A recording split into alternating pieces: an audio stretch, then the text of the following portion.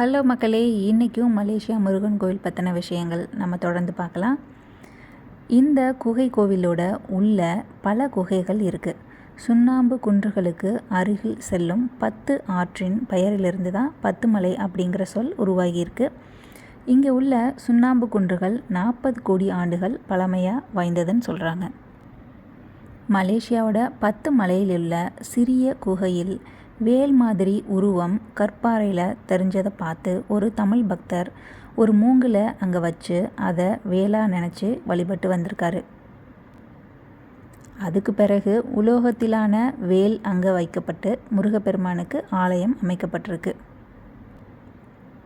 தமிழகத்தில் நாகப்பட்டினத்திற்கு அருகிலுள்ள திருமலைராயன் பட்டினத்தை சேர்ந்த காயோராகனம் பிள்ளை மலேசியாவுக்கு குடியேறி நிறைய சம்பாதிச்சு 1890லேருந்து 91 ஆண்டுகளில் 10 மலை குகை முருகப்பெருமானுக்கு ஆலயத்தை கட்டியிருக்காரு. ஆரம்ப காலத்தில் முருகனை தரிசிக்க கரடுமுரடான பாதையில் தான் போகிற மாதிரி இருந்திருக்கு. அதுக்கு பிறகு 1938ஆம் ஆண்டில் தான் இந்த கோவிலுக்கு செல்ல 272 படிக்கட்டுகளை கொண்ட 3 நடைபாதைகளை அமைச்சிருக்காங்க. இந்த வழிகள் மூலமாக தான் தரையிலிருந்து 400 அடி உயரத்தில் இருக்கிற இந்த கோவிலுக்கு போய் தரிசிக்க முடியும்.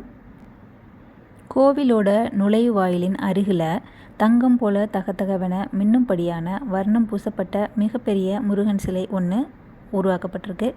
இந்த முருகன் சிலைக்கு 300 லிட்டர் தங்க கலவை பயன்படுத்தப்பட்டிருக்கான். மிகப்பெரிய வேல் வலது கையில் தாங்கி நிற்கிற மாதிரி அமைக்கப்பட்டிருக்கு. இந்த சிலையோட உயரம் 42.7 மீட்டர், அதாவது 140 அடி உயரம் கொண்டது. இந்த சிலை அமைக்க 2003லேருந்து 2006 வரைக்கும் கட்டியிருக்காங்க. கிட்டத்தட்ட 3 வருஷம். இந்திய மதிப்பில் பார்த்திங்கன்னா 2,40,00,000 ரூபாய் செலவு பண்ணியிருக்காங்க.